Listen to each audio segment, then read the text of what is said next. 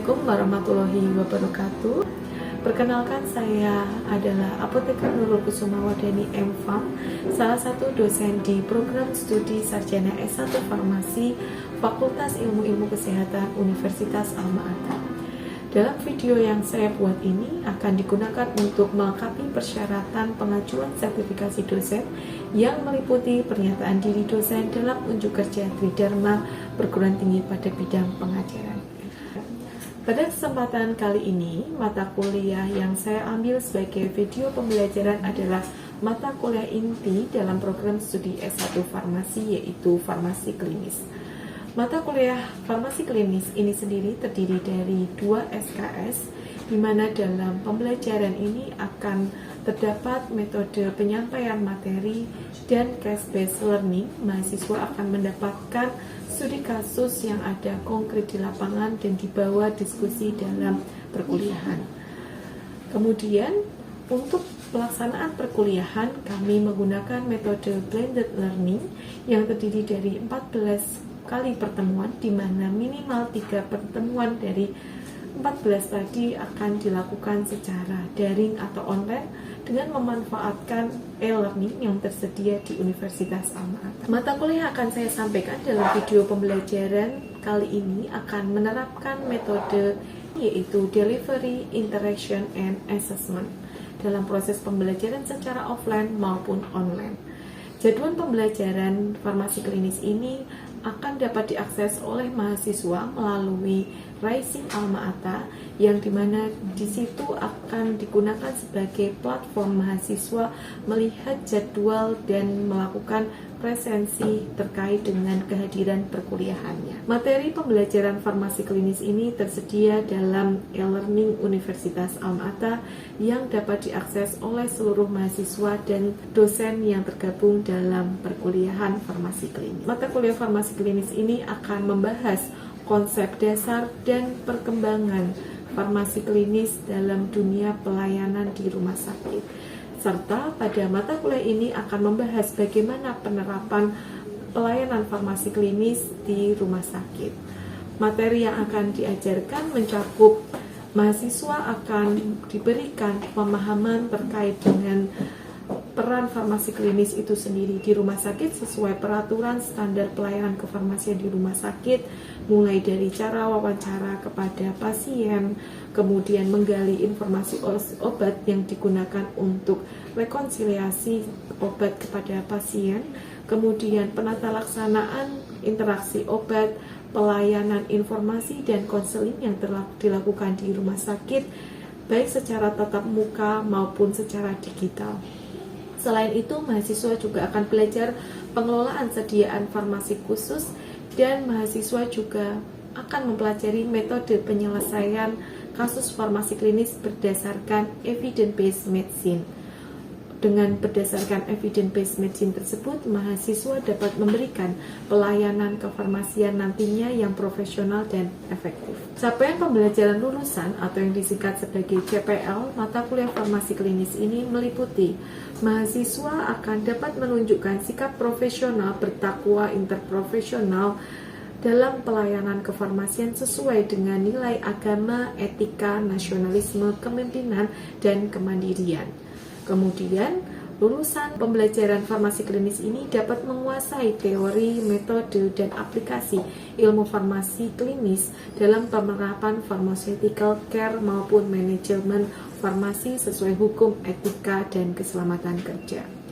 Kemudian, mahasiswa mampu berpikir logis, kritis, sistematis, inovatif dalam menyusun deskripsi saintifik berdasarkan dengan kasus yang didapatkan pada pelayanan kefarmasian di rumah sakit. Capaian pembelajaran lulusan yang terakhir adalah mahasiswa mampu mengidentifikasi dan menyelesaikan masalah obat, di mana di sini mahasiswa S1 Farmasi akan dibekali pemahaman etnomedicine, sehingga dalam pelayanan kefarmasian di rumah sakit nantinya mahasiswa diharapkan dapat memberikan pelayanan kefarmasian berbasis etnomedicine. Dalam pembelajaran ini saya akan menggunakan beberapa hasil penelitian saya dalam pembelajaran, sehingga pembelajaran ini akan berbasis dengan riset.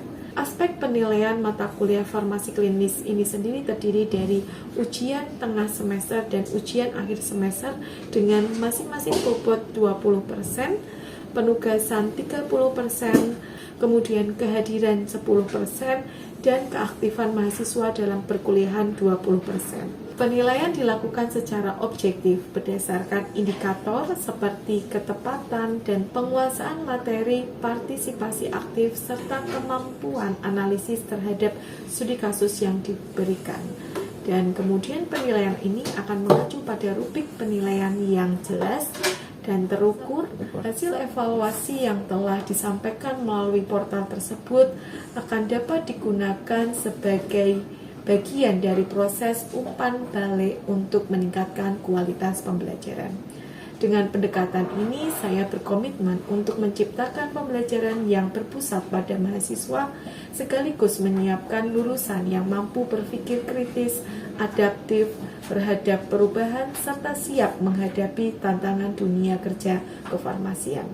Selanjutnya, mari kita simak video proses pembelajaran mata kuliah farmasi klinis. Assalamualaikum warahmatullahi wabarakatuh. Waalaikumsalam warahmatullahi wabarakatuh. Oke, silakan duduk kembali, teman-teman. Selamat pagi. Pagi, Bu. Bagaimana kabarnya? Alhamdulillah baik. Oke. Jadi pada pagi hari ini kita akan melakukan pembelajaran farmasi klinis, di mana untuk mata kuliah farmasi klinis ini akan teman-teman ampuh sampai semester 7 terakhir nanti, gitu ya, bersama dengan saya selaku PJ dari perkuliahan farmasi klinis sampai 14 pertemuan nantinya, seperti itu. Kemudian untuk farmasi klinis sendiri ini nanti akan terdapat 14 kali pertemuan. Untuk pertemuan hari ini nanti akan diawali dengan mengkaji drug related problem yang sebelumnya sudah kalian pelajari di farmakoterapi. Nah, di sini kalian akan lebih lagi mendalami terkait dengan drug related problem, implementasinya seperti apa ketika kalian nanti menjadi seorang apoteker di rumah sakit. Oke, sebelum kita mulai untuk perkuliahan kita pada pagi hari ini, marilah kita awali dengan doa. Silakan Mas Abdi bisa dibantu untuk memimpin doa pada pagi ini. Baik teman-teman, sebelum kita memulai belajar, alangkah baiknya kita berdoa. A'udzubillahi minasyaitonirrajim. Bismillahirrahmanirrahim. Alhamdulillahirabbil alamin hamdan syakirin hamdan na'imin hamdan yu'afi ni'amahu wa yukafi'u mazidah. Ya Rabbana lakal hamdu kama yanbaghi li jalali wajhikal karim wa 'azimi sultani. Allahumma shalli ala sayyidina Muhammadin salatan tunjina biha min jamil ahwali wal afat wa taqdi lana biha jamil hajat wa tarfa'una biha indaka 'ala darajat wa tuballighuna biha aqsal ghayati min jamil khairati fil hayati wal mamat. Rabbi zidna ilman nafi'an wa rizqan tayyiban wa amalan mutaqabbalan. Rabbana atina fid dunya hasanah wa fil akhirati hasanah wa qina adzabannar. Sallallahu ala sayyidina Muhammadin nabiyil ummi wa ala sahbihi wa baraka wa sallam. Subhana rabbika rabbil izzati amma yasifun, salamun ala mursalin walhamdulillahi rabbil alamin. Terima kasih kepada teman-teman, semoga doa yang kita panjatkan dapat diterima oleh Tuhan Yang Maha Esa. Terima kasih. Saya kembalikan kepada Bu. Baik, terima kasih Mas Abdi yang telah memimpin doa pada pagi hari ini. Kita langsung mulai ya teman-teman ke topik pertemuan kita, yaitu adalah kajian drug related problems pada penyakit kronis, seperti itu. Oke. Untuk capaian pembelajaran mata kuliah yang akan kalian tempuh dalam pembelajaran ini, yaitu nanti teman-teman mampu mengidentifikasi terkait dengan masalah yang tersedia pada studi kasus. Besok ini kaitannya akan dengan teman-teman ketika PKL di rumah sakit, kalian akan mengimplementasikannya dengan mengamati pasien secara langsung. Di sini nanti kita akan belajar dengan studi kasus untuk melihat bagaimana identifikasi masalah terkait dengan obat. Kemudian teman-teman dalam menganalisis obat yang akan didapatkan oleh pasien ataupun yang sudah didapatkan oleh pasien, nanti kamu harus menelusur kembali terkait dengan evaluasi obatnya berdasarkan dengan EPM, seperti itu. Kemudian mampu menyediakan diseminasi informasi terkait obat. Artinya apa? Nanti teman-teman dari hasil pembelajaran ini, teman-teman mampu untuk menginformasikan ketika pasien itu pulang obat apa saja yang dipakai, atau ketika pasien itu dirawat inap, obat-obat yang diterima pasien itu apa saja, indikasinya seperti apa, sehingga obat yang didapatkan oleh pasien dapat teman-teman untuk sampaikan indikasinya. Kemudian sub-CPMK-nya secara keseluruhan teman-teman akan memahami dan menjelaskan permasalahan pengobatan sesuai dengan pakem yang kita pakai, guideline yang kita gunakan, sehingga nanti teman-teman bisa mengidentifikasi drug-related problems. Kemudian untuk metode pembelajarannya, kita pembelajaran tatap muka untuk perkuliahan formasi klinis ini, dan untuk mencapai pembelajaran dari apa yang sudah kita buat, itu nanti kalian akan mendapatkan studi kasus pada setiap perkuliahannya, dan teman-teman nanti diskusi kelompok untuk PR yang diberikan. Kemudian kalau untuk pembelajaran tatap muka, kita nanti akan menggunakan cooperative learning. Artinya apa? Nanti saya akan memberikan studi kasus secara langsung, kemudian teman-teman secara individual untuk bisa menyampaikan pendapatnya, gitu ya. Sehingga nanti perkuliahan kita akan terjadi secara aktif, ada timbal balik antara kita. Untuk bahan kajian pada pagi hari ini nanti akan saya menjelaskan terlebih dahulu terkait dengan apa itu drug related problem, bagaimana klasifikasinya, kemudian permasalahan dalam DRP itu seperti apa. Karena tidak semua pengobatan yang diberikan di rumah sakit itu pasti ada DRP-nya, sehingga nanti kita akan mengidentifikasi kapan DRP itu bisa muncul pada setiap pemberian obatnya, gitu ya. Kemudian kita nanti belajar cara mencari evidence-based medicine itu seperti apa. Karena teman-teman dalam merekomendasikan suatu obat, dalam menganalisis DRP itu tidak selalu berpatokan pada buku ataupun berpatokan pada informasi yang telah kalian miliki. Tetapi kita harus mencari secara evidence-based-nya dari hasil jurnal-jurnal, artikel penelitian yang berkaitan dengan obat yang didapatkan oleh pasien. Kemudian yang terakhir kita tutup dengan studi kasus dan penugasan. Ini adalah referensi perkuliahan untuk farmasi klinis sendiri dan bahan kuliah pada pagi hari ini. Saya nanti akan menggunakan artikel jurnal, kemudian guideline terapi dan textbook. Ya. Karena untuk pembelajaran farmasi klinis sendiri kita tidak bisa hanya berpatokan pada textbook saja, kita harus mengupgrade ilmu kita dari guideline terapi ataupun artikel yang dipublish dalam suatu jurnal. Nanti juga saya akan menjelaskan satu hasil penelitian saya yang dimana kaitannya dengan DRP dan peran farmasi. Nah, ini adalah sebagian referensi yang saya gunakan untuk studi kasus nanti. Nah, sekarang saya akan mulai menjelaskan terkait dengan drug related problem. Drug itu apa teman-teman? Obat. Kemudian related problems berarti masalah terkait obat, gitu ya.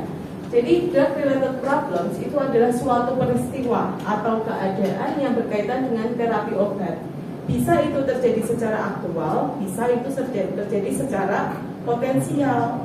Kalau aktual nyata terjadi betul-betul apa yang kita prediksi dari masalah obat itu. Kalau potensial seperti halnya kalian farmakoterapi mengidentifikasi interaksi obat.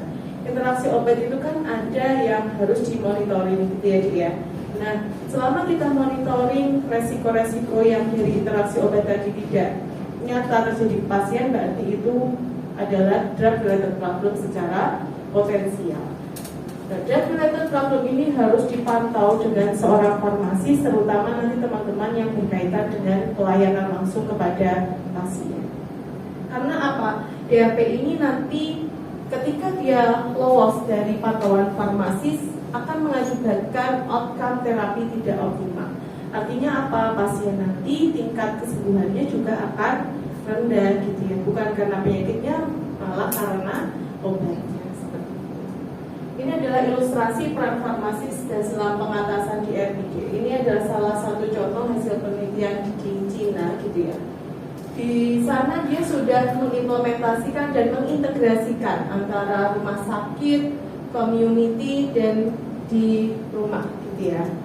Nah, dari 130 pasien outpatient berarti lansia, gitu ya, dengan ischemic stroke, gitu ya, dia diagnosanya itu dijumpai ada 164 DRP dan itu didapatkan dari 256 kasus. Jadi dari 256 persepar dijumpai 164 DRP.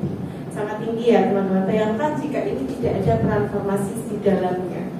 Kemudian dia akan memantau terkait dengan outcome klinisnya selama pasien itu dirawat. Dari hasil analisisnya di sini 75 problems dari 164 tadi dapat teratasi seperti itu. Dan di mana dia akan menghasilkan treatment yang efektif setelah dilakukannya pemantauan secara ketat oleh farmasis seperti itu. Oke, kemudian kita masuk di sini. Ketika kita melakukan suatu asesmen terapi kepada pasien, peran farmasi klinis di sini adalah patient oriented. Berarti kita bukan lagi mengacu ke drug oriented, tapi sekarang kita sudah ke paradigma patient oriented. Kita melakukan pelayanan berorientasi kepada pasien. Gitu ya. Ini adalah langkah-langkahnya penerapan pharmaceutical care, teman-teman. Jadi kita harus membangun dulu hubungan yang baik dengan pasien. Sebelum kita melakukan pendekatan kepada pasien, kita harus membangun dulu hubungan yang baik antara kita dengan pasien. Kemudian menginterpretasikan, mengumpulkan hasil wawancara dan apa yang kita amati dari rekam medis. Kemudian kita identifikasi dulu DRP-nya ada atau tidak. Kemudian ditetapkan target terapi. Kalau itu ada DRP, kita harus diskusikan dengan dokter dan perawat ataupun tenaga kesehatan lainnya. Di situ kita rancang monitoringnya dan kita follow up perkembangannya. Kalau itu setting farmasi klinis di rumah sakit yang rawat inap, itu akan dipantau sampai pasien itu pulang. Dan ketika dirawat jalan, nanti yang memantau setiap rawat jalan adalah di apoteker yang ada di rawat jalan.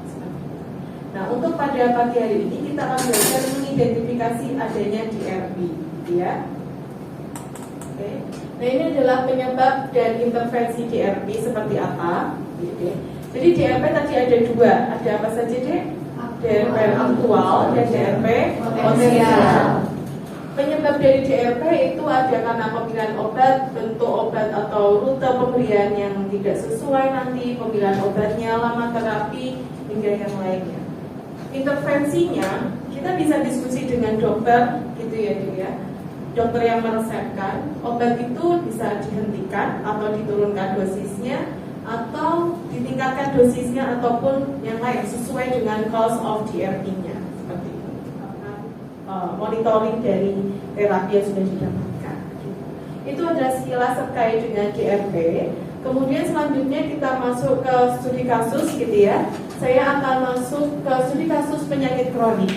Nanti saya akan juga memberikan penugasan kepada teman-teman untuk dikerjakan secara kelompok.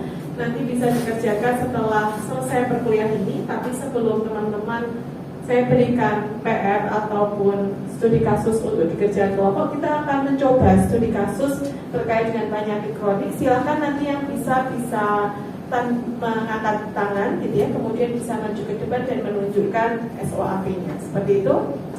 Oke. Kita mulai teman-teman, ini adalah case studies dari penyakit kronis ya. Nah, sebelum kita melakukan asesmen bersama, coba silakan siapa yang bisa menyebutkan subjeknya, karena kita akan melakukan analisis dengan metode SOAP. Silakan, raise hand, siapa yang bisa? Silakan Ahmad. Untuk subjektifnya itu masuk rumah sakit dengan keluhan sesak nafas, kaki bengkak, pusing, lemas, badan terasa lemah, tidak berdaya dan mual. Nah, untuk riwayat pasien, riwayat penyakitnya itu ada gagal jantung selama 2 tahun terakhir. Untuk obat yang dibawa pasien dari rumah itu ada bisoprolol 1 kali 5 mg. Tadi Arman sudah menyebutkan subjektifnya. Sekarang apa yang dimaksud dengan gagal jantung itu sendiri? Silakan boleh angkat tangan. Silakan Mas Adrian. Boleh maju ke depan ya. Gagal jantung itu menurut saya merupakan kondisi di mana suatu jantung itu gagal untuk memenuhi perfusi darah dari tubuh, yang dimana ditandai dengan nilai ejection fraction-nya itu kurang dari 40%. Jadi tadi sudah dijelaskan oleh Mas Andrian bahwa gagal jantung itu kebutuhan perfusi darahnya tidak cukup, gitu ya, untuk memenuhi fungsi jantung ini untuk bekerja. Nah, ini adalah ilustrasi ilustrasi di mana jantung normal teman-teman. Dia mempunyai jumlah blood injection ya, itu yang cukup. Dimana ketika dilakukan pemeriksaan menggunakan pemeriksaan fungsi ginjal, EKG terlihat bahwa EF-nya lebih dari 55%. Ini darah yang kaya oksigen, jadi dia mampu memenuhi kebutuhan perfusi di jantung. Nah, sekarang kita masuk setelah subjektif apa teman-teman? Objektif. Oke, siapa yang bisa menjelaskan dari objektif pasien kasus ini? Oke, silakan Mas Abdi. Oke, baik teman-teman dan Ibu, saya izin untuk menjelaskan terkait data objektif ya. Nah, tadi kan sudah disampaikan juga oleh Mas Arman terkait subjektifnya, di mana pasien ini juga mengalami sesak nafas. Jadi yang pertama kita melihat dulu hasil pemeriksaan tanda vital. Untuk tanda vital sendiri itu ada yang pertama itu tekanan darah, yang dimana di sini tekanan darahnya itu normal di angka 120/90 mmHg. Terima kasih Mas Abdi. Jadi dari hasil identifikasi Mas Abdi ini masuk ke objektif. Siapa yang masih ingat untuk rumus fungsi untuk menghitung fungsi ginjal? Kita lihat bersama. Untuk mengingatkan kalian kembali di farmakoterapi yang sudah kalian tempuh, ketika kita menemukan ada kreatinin dan bun yang tinggi, kita identifikasi. Kalau memang tidak ada drug induce untuk peningkatan kreatinin dan bun, kita lakukan untuk menghitung estimasi kreatinin clearance. Oke, silakan sekarang coba akan kita hitung ya teman-teman. Silakan siapa yang bisa untuk membantu dan menjelaskan kepada teman-temannya terkait dengan perhitungan fungsi ginjal pasien kita. Silakan. Oke, silakan Mbak Asa. Baik, jadi hasil dari perhitungan saya dapat itu tuh karena tadi hasilnya 21, maka ini masuk ke G4, yaitu range-nya 15 sampai 29. Ketika saya lihat di rekam medis pasien tua TB ini, dia diagnosanya adalah gagal ginjal akut. Oke, selanjutnya, nah ini adalah tadi ya satuannya. Kalau laju kita bisa pakai mili per menit. Tuh, kemudian ini tadi G4 ya yang betul sudah dikoreksi oleh Mbak Asa. Untuk planningnya nanti di sini adalah tadi awalnya kan tadi pasien diberikan Fathatan, nanti akan diganti ke amlodipin dengan dosis 5 mg 1 kali sehari. Nanti dia akan meningkatkan arterioaferen ginjalnya, sehingga nanti dia akan meningkatkan aliran darah ke dalam ginjal dan juga meningkatkan nilai GFR-nya pada pasien, Bu, seperti itu. Oke, terima kasih Mas Adrian sudah menjelaskan terkait dengan pergantian valsartan menjadi amlodipin ya. Pertimbangan tadi dia golongan kalsium kanal blok. Jadi kita sudah dapat ya untuk analisis DRP-nya. Yang pertama dosis rendah dari bisoprolol, tapi nanti harus dipantau apakah nanti tidak ada perbaikan kondisi atau tidak. Jika tidak bisa dinaikkan 5 mg menjadi targetnya itu di 10 mg per hari. Jadi tadi sudah dijelaskan oleh teman-teman, saya apresiasi oleh teman-teman yang sudah mengidentifikasi DRP dengan baik dan teman-teman lain tadi yang sudah berdiskusi bersama. Saya akan memperlihatkan teman-teman bagaimana mengkaitkan yang kita rekomendasikan tadi dengan guideline terapi. Tadi juga teman-teman sudah menjelaskan sesuai dengan guideline terapi. Jadi akan hasil penelitian dari Cochrane Library ini pada tahun 2020 ya teman-teman. Jadi ini bisa kita gunakan sebagai acuan evidence based medicine, di mana amlodipin aman, tidak mengakibatkan resiko edema perifer.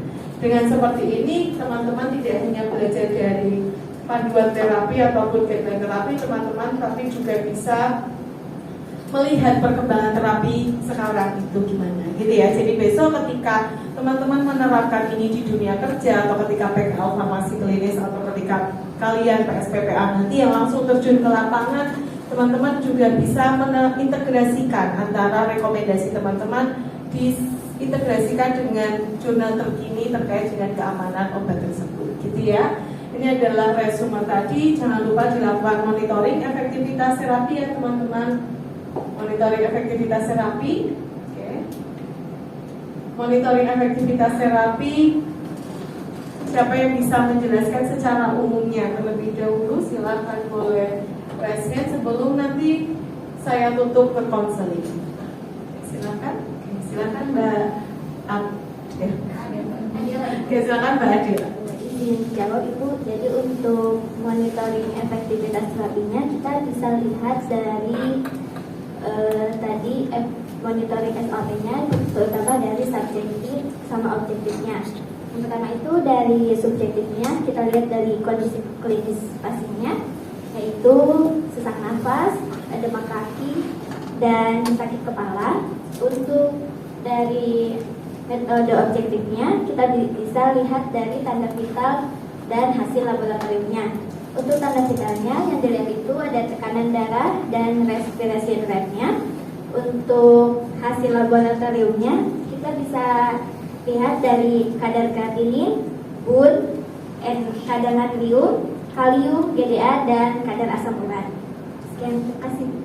Terima kasih, sudah tepat ya bahwa kita ketika melakukan SOAP di bagian planning jangan dilupakan monitoring terapi, gitu. Harus sesuai dengan subjektif dan objektifnya, gitu. Terima kasih Mbak Adel.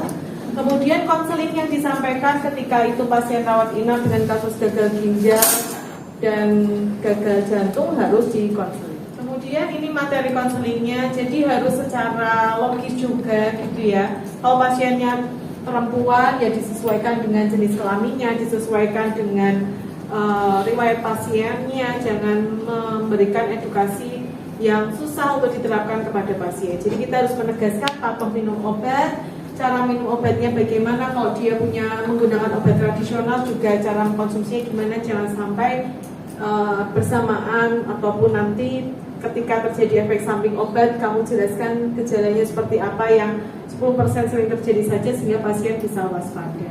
Ini adalah hasil penelitian saya, teman-teman. Jadi saya akan mengintegrasikan pembelajaran ini dengan hasil riset yang telah dilakukan. Jadi ini adalah penelitian yang kami lakukan. Pharmacist intervention can reduce the potential use of inappropriate drugs medication.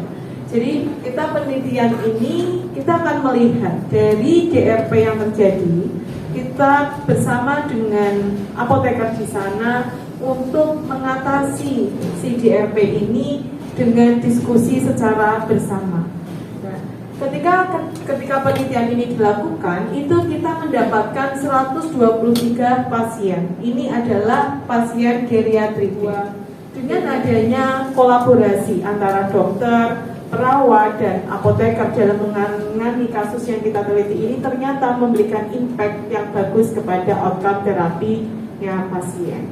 Sehingga dari sini dapat kita simpulkan DRP itu baik potensial atau aktual itu bisa tertangani ketika ada kolaborasi antar tenaga kesehatan, gitu ya teman-teman. Oke, baik itu saja pembelajaran kita terkait dengan drug related problems pada hari ini. Terima kasih sekali untuk teman-teman yang sudah aktif dalam perkuliahan ini. Semoga dengan metode perkuliahan ini bisa membantu teman-teman untuk lebih memahami kajian drug related problem, gimana cara membaca evidence based medicine dan mengaitkan dengan rekomendasi kita. Oke, itu saja dari saya. Sebelum kita tutup, marilah kita bacakan perkuliahan bersama. Alhamdulillah, sampai jumpa di pertemuan yang akan datang. Assalamualaikum warahmatullahi wabarakatuh. Waalaikumsalam